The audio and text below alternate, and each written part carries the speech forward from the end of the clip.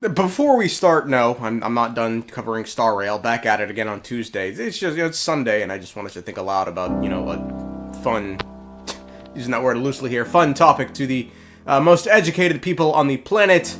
You guys. I mean, come on, guys. Nothing ever goes wrong when the people of this channel, including myself, put our heads together and discuss. Yep. That's right.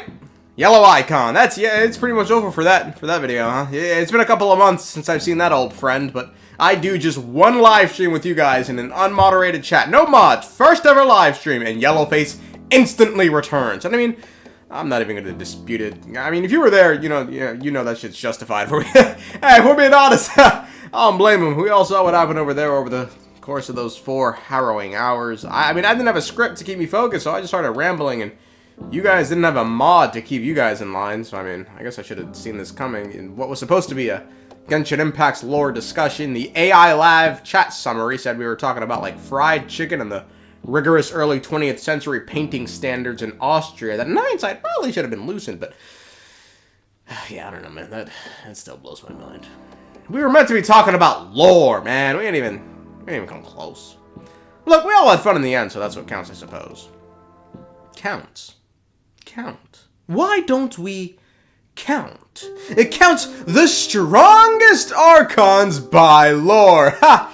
No, really what I'm asking here is, combats-wise, is Mavuika, the Pyro Archon, the god of war, the strongest Archon there is? Well, based off that title alone, you'd assume so, right? I mean, the god of war. She's been called Natlans' strongest Archon. She managed to become the Pyro Archon on 2 separate occasions, both by simply proving she was the strongest in that era, but I actually think there could be a surprisingly easy answer to all of this if we have to compare Mavuika to the other Archons, because there's actually a very big difference that exists right now between them all. Anyone know what it is? Well, there's actually 2. One is she's human and they're all gods, but, that aside. Mavuika still has her Gnosis. No other Archon has their Gnosis. Well, the Tsaritsa does, but we haven't met her yet. Given we learned from Zhongli, a Gnosis provides the Archon with the divine ability to protect their nation, which I'm starting to believe is more about the Abyss than anything else, but that is a topic for another day. Combined with Zhongli's voice lines that when he gave up his Gnosis, he lost considerable power. It seems my strength is returning. Not a lot, but enough. After letting go of my Gnosis, I never expected to see a day like this again. The Gnosis is far from a trivial matter in this debate. In Liyue's Archon quest, Zhongli made sure to hold on to his Gnosis right until the very end, so that if Liyue could not defeat Osial, he'd step in with Gnosis in tow and put the beast down. Hell, in his second story quest, he later confirmed to us stepping down as Geo Archon and relinquishing the Gnosis was done so as to shed as much power as possible before erosion sets in. Even I cannot avoid it. But there is something I understand better than most. When the door opens, it is time to leave.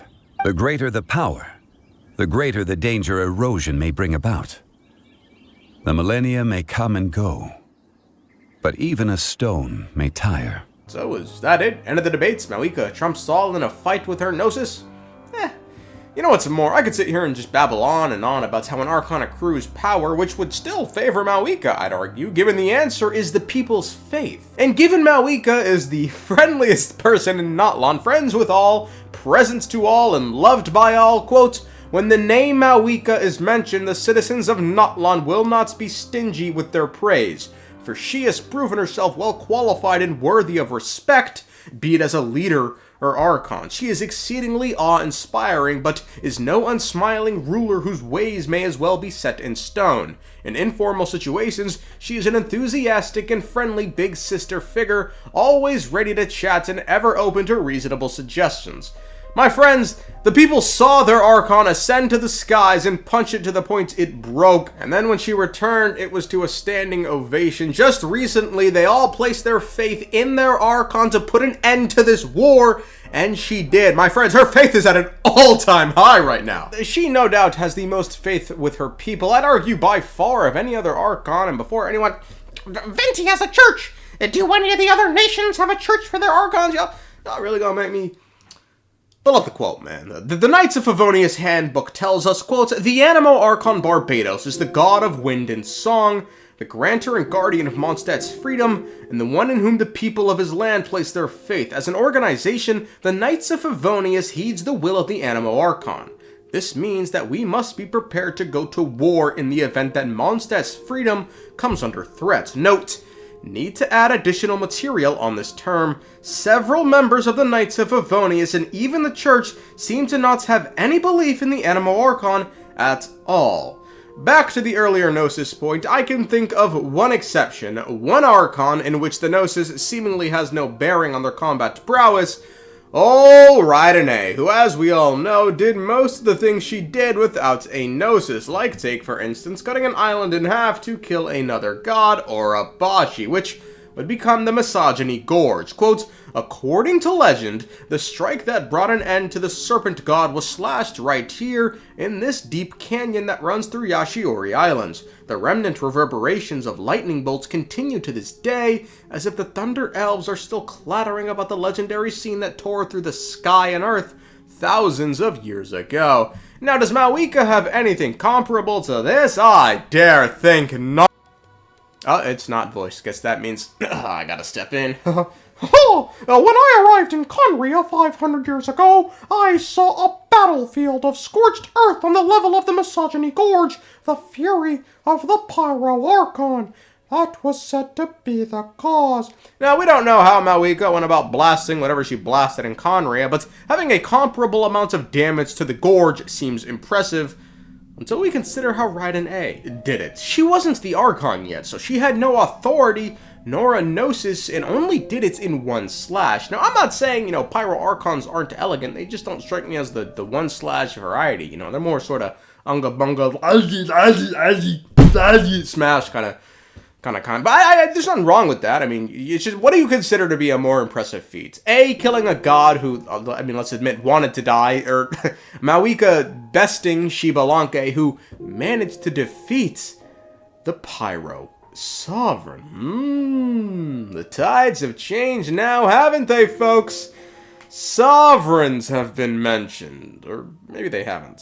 Maybe the sovereign Xbalanque beat was some old fuck way past his prime and worn down by the abyss. Quotes, "Where their kin could only scrape by impoverished in the expanse of the desolate sea, they enjoyed freedom by the grace of the one who ruled over flames, and yet the wisdom of fire had already been seized by the tide of feculent darkness, only its grey corpse shambled on." But now that we've brought him up, where does old neuvillette, the sovereign with their authority, the only one, rank in all this? If I'm gonna be honest, I'm not an expert in anything.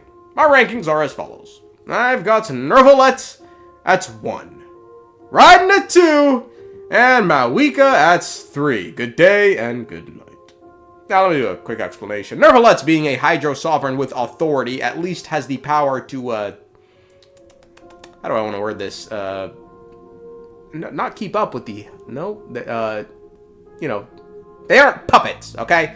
In the eyes of the heavenly principles, who are a T-28 super heavy tank, the Archons are ants, and a fully powered Sovereign are comparable to that of a wasp, a little bigger, a little deadlier, but still ain't shit at the end of the day. Riding above Mavuika, because she already doesn't rely on her Gnosis, and she's been alive for, thousands of years, all that practice, just recently 500 years straight fighting against a puppet. Mavuika is a human. She's been alive for, 28? And being a human means she needs her vision. What happens if she loses her vision? Is it over after that? Regardless, she's still the power of the gods, so at 3 she goes. 2 if we're just counting the Archons. I realize how dumb it sounds to talk about Raiden's age in comparison to Mavuika's when Zhongli is the oldest of them all, but to me, Zhongli's entire character arc, especially right now, is about giving up as much power as possible and passing it on to the next generation. Mavuika, on the other hand, is still the god of war. She's a human, but she's still, the embodiment of war, who has a Gnosis, who has a vision, and who has the authority. She's at the peak of her strength, whereas the old man just wants to go home. And I mean, look, at the end of the day, none of this matters considering the Archons are starting to look really Mickey Mouse compared to pretty much all the other heavy hitters in the world of Teyvat.